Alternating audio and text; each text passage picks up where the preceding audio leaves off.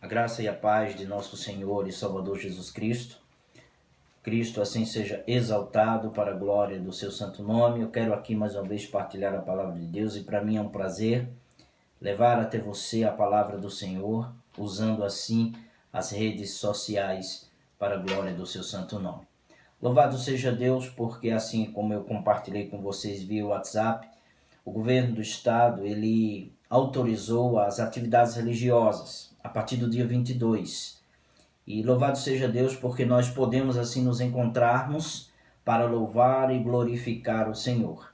Mas existem alguns cuidados, algumas precauções que nós devemos ter para se adorar a Deus nesse momento de pandemia. O governo do estado autorizou, mas ele também enviou alguns cuidados que nós devemos ter e nós devemos assim obedecer. Nós estamos obedecendo porque obedecendo assim a palavra do Senhor primeiramente. Romanos 13, primeira carta de Pedro, fala que nós devemos nos submeter às autoridades constituídas por ele. E como é uma questão sanitária, uma questão de saúde, nós assim devemos ter o máximo de cuidado para que esse vírus não se propague rapidamente. Nós precisamos ter cuidado porque estamos assim amando o próximo e cuidando do próximo. Pois bem, os cuidados que nós devemos ter, que o governo do estado mandou, primeiro que são 30% da capacidade dos membros da igreja. Capacidade da igreja, 30%. Pois bem, uma vez que seja 30%, a capacidade de nossa igreja só pode ter 18 pessoas. 18 pessoas porque eu estou tirando o grupo de louvor e a liderança da igreja. Mas somente 18 pessoas podem participar dos cultos. Nós temos os cultos no domingo de manhã, chamado culto matutino, às 9 horas da manhã, e o culto das 19 horas. Pois bem, meus queridos, nós resumimos, assim nós fizemos a reunião, a liderança da igreja, tanto eu quanto o presbítero Ivaldo, o diácono Jorge e a diaconisa Aurenice. E assim olhamos a lei que foi dada pelo governo do estado e nós devemos assim estar de acordo com essa direção, essa diretriz para o bem de nosso povo, para o bem da humanidade e assim da sociedade. 30%, 18 pessoas, mas eu preciso da compreensão dos queridos e amados irmãos. Dos irmãos mandarem uma mensagem para mim, aqueles que não têm aparelho celular ou que não têm WhatsApp, eu irei na casa de cada um perguntar se vai vir para o culto, porque nós precisamos da lista das pessoas que estão assim querendo vir. Quero dizer aos amados e queridos irmãos também que nós entendemos, nós compreendemos se o irmão não estiver ainda à vontade para vir. Pode ficar tranquilo quanto a isso, a liderança da igreja entende a situação em que nós assim nos encontramos. É obrigado usar máscaras, ter álcool gel, não ficar andando na nave, não trocar bíblias, não trocar revistas, não abraçar, não apertar a mão. São momentos difíceis. A comunhão que o Senhor destinou para nós, nesse momento, nós devemos obedecer. Assim porque o Senhor disse, há momento de chorar, há momento de sorrir, há momento de abraçar, há momento de não abraçar e assim sucessivamente. Então, eu irei passar para os queridos e amados irmãos uma lista via WhatsApp, certo? Daqueles que podem participar e daqueles que não podem ainda participar. Eu vou adiantar, crianças menos de 10 não podem, irmãos com mais de 60 anos também não podem, irmãos com problemas cardíacos, diabetes, também não podem assim participar do culto, porque o governo pediu que essas pessoas estão no risco e verdadeiramente estão. Então nós precisamos ter todo este cuidado. Queridos e amados irmãos, eu irei passar uma lista para vocês, eu irei dar um aviso a vocês e aqueles que não têm WhatsApp, eu irei na casa de cada um, ter os devidos cuidados para que a gente possa assim adorar a Deus. É um momento, queridos, de nós refletirmos esse momento.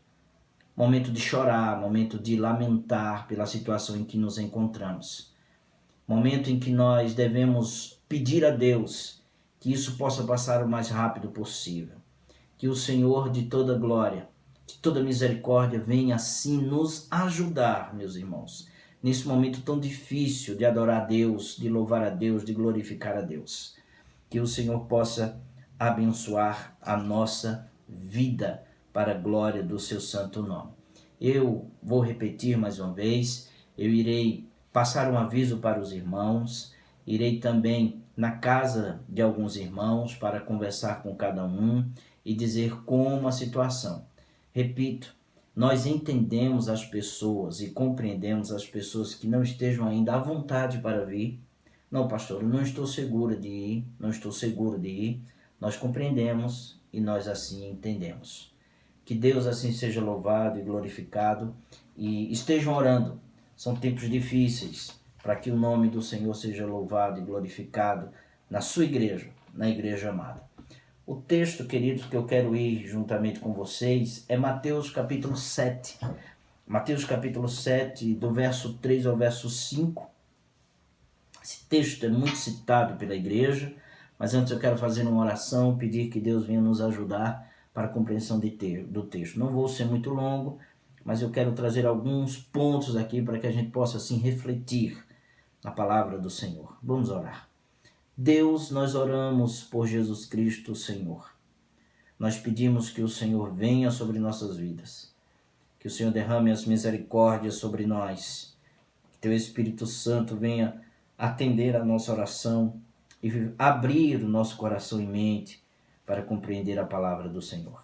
Nós oramos assim por Jesus Cristo, Senhor. Amém e amém.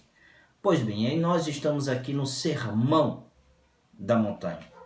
O Sermão do Monte, que é a partir do capítulo 5 até o final, assim, do capítulo 7.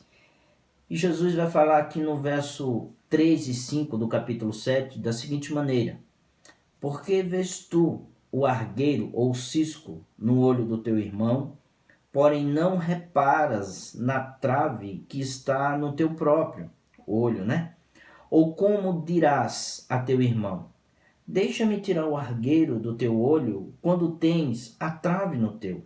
Hipócrita, tira primeiro a trave do teu olho, e então verás claramente para tirar o argueiro ou o cisco do olho do teu irmão. Eu quero ver alguns pontos aqui com vocês, muito interessante. Veja que Jesus ele usa a palavra trave aqui com referência ao nosso comportamento pecaminoso. Esse comportamento que Jesus aqui fala é um comportamento pecaminoso. Evidentemente, Jesus se refere às nossas ações erradas e aquelas ações visíveis a outras pessoas.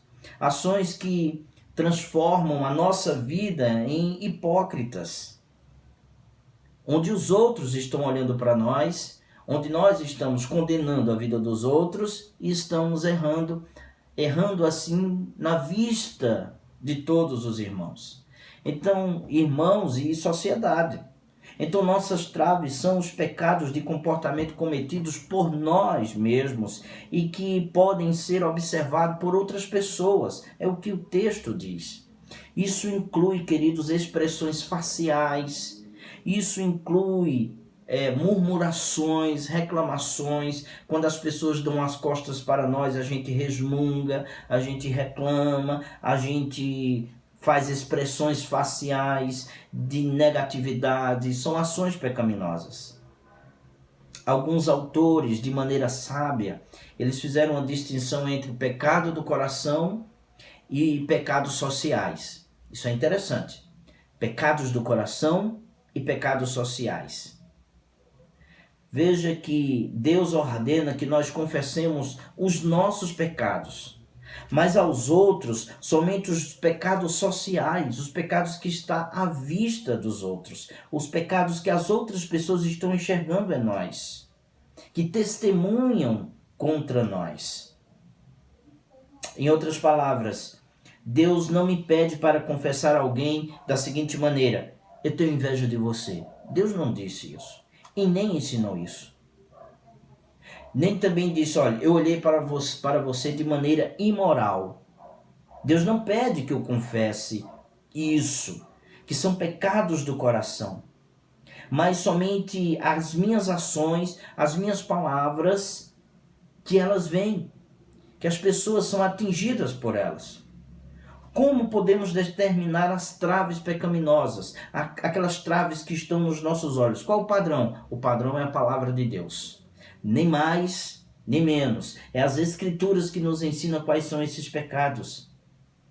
Queridos e amados irmãos, nem mesmo a ignorância é uma desculpa, porque nós gostamos de maquiar o nosso pecado usando desculpa. Por exemplo, eu não sabia que isso era pecado. Isso não significa e não deixa de ser pecado. A sua ignorância quanto a sabia se isso era pecado ou não sabia, não deixa de ser pecado. É pecado de todas as maneiras, de todas as formas. Então existe pecado de comissão e existe pecado de omissão. Os pecados cometidos incluem palavras que eu falei contra outro, ações que pratiquei contra outra pessoa, mas eu não deveria, queridos, ter falado e praticado com relação a alguém, e aí eu devo pedir perdão a alguém. Aquilo que eu falei com alguém, aquela minha ação, aquela minha prática com outra pessoa que deixou a pessoa triste, eu tenho que ir a ela ou a ele e pedir perdão. Isso é pecado de comissão, pecado que são praticados, realizados, mas também existe aquele pecado de omissão, que eu deveria ajudar alguém e eu não ajudei, que eu deveria ter falado para alguém e eu não falei para ajudar a pessoa. Então todos estes pontos nós devemos ter esse cuidado. E isso são traves que estão nos nossos olhos. Jesus mostrou uma ordem aqui no texto, se nós prestarmos atenção. Essa ordem é: comece obrigatoriamente com você. Comece com você. Com duas perguntas penetrantes, Jesus revelou a maneira como ignoramos nosso próprio pecado enquanto, queridos, nos atentamos à maneira do que as outras pessoas nos ofendem. Nós gostamos de observar a maneira que as outras pessoas ofendem a mim e a você, mas nós não gostamos de olhar a maneira que eu e você ofendeu a outra pessoa. São perguntas que o Senhor Jesus Cristo faz no texto. Então a pergunta, portanto, que surge dessa passagem, que sonda o nosso coração de maneira muito profunda: quais pecados incomodam mais? Os seus pecados ou os pecados dos outros, das outras pessoas? Porque eu gosto de criticar os pecados dos outros e não gosto de olhar para o meu próprio pecado. E Jesus diz que nós estamos indo pela ordem errada. A ordem não é olhar os outros e depois olhar para mim. A ordem é eu primeiro olhar para mim e depois olhar para o outro. Ou seja, tire a trave para que você possa enxergar o erro no outro. E isso é uma ordem do Senhor. Então nós precisamos olhar mais para os nossos pecados e assumir a nossa culpa diante de Deus e diante das outras pessoas que nós ofendemos, do que olhar para os pecados dos outros. E aí sim eu posso olhar para os pecados dos outros. É errado você olhar para os pecados dos outros? Não é errado. Mas primeiro tira a trave. É pecado eu julgar os outros? Não. Mas primeiro eu tenho que tirar a minha trave. Primeiro eu tenho que tirar o erro do meu coração. Não estou dizendo aqui que nós devemos ser perfeitos e iremos ser perfeitos. Isso nunca irá acontecer enquanto estamos na terra. O que o Senhor ensina é o seguinte: olha, você quer tirar a trave, você quer tirar o cisco do olho do seu irmão? Tire primeiro a trave que está na sua. Você quer julgar o seu irmão por um erro, um amigo por um erro? Faça isso. Mas primeiro examine-se a si mesmo. Outro ponto é que Jesus atribui um peso maior aos nossos pecados do que ao pecado dos outros. Então comece obrigatoriamente com você, nós já vimos. Seus pecados, vejam, preste atenção, é uma trave, enquanto o pecado dos outros é um cisco. Então o Senhor coloca um peso maior sobre nós do que os outros. Então o exame do meu coração precisa ser maior do que eu tentar examinar as outras pessoas. Meus irmãos, que a gente aprenda isso. Isso é o que Jesus viveu e nós devemos viver isso. para receber a salvação? Não. Fomos salvos de maneira gratuita. Fomos salvos pela graça de Deus. Fomos salvos pela fé. Mas eu tenho exatamente que fazer o que Jesus pediu e ensinou. Uma vez que Jesus julgava os outros, uma vez que Jesus olhava para os erros dos outros, era porque ele vivia a vida de Deus. Então, meus amados e queridos irmãos, a primeira coisa que nós devemos fazer é examinar o nosso próprio coração. Nós gostamos de olhar muito os erros dos outros. Um membro da igreja tem um erro, o meu vizinho tem um erro, meu amigo tem um erro, minha esposa tem um erro, meu marido tem um erro, meu filho tem um erro, meu pai, minha mãe tem um erro, o pastor tem um erro, o presbítero tem um erro, o diácono tem um erro, a diaconisa tem um erro, todos temos um erro. No entanto, meus queridos e amados irmãos, olhemos para nós, examinemos nosso coração e corramos daquilo que tem atrapalhado a nossa vida cristã. Não há nada que atrapalhe mais a vida com Deus do que pecado no nosso coração. E principalmente quando nós vivemos acusando as outras pessoas sempre. É os erros dos outros. E deixamos de olhar para os nossos próprios. É o que Jesus está nos ensinando. Que essa palavra, queridos, esteja no meu e no seu coração. Que a gente aprenda a viver a vida de Cristo. Que a gente aprenda a viver a vida do Senhor. E tenhamos assim alegria no coração de viver perto de Jesus. Essa é a minha oração para mim e para vocês. Que o Senhor possa assim mudar essa história, a história nossa. No nome do Senhor e Salvador Jesus Cristo. Que Deus a todos assim o abençoe. Amém.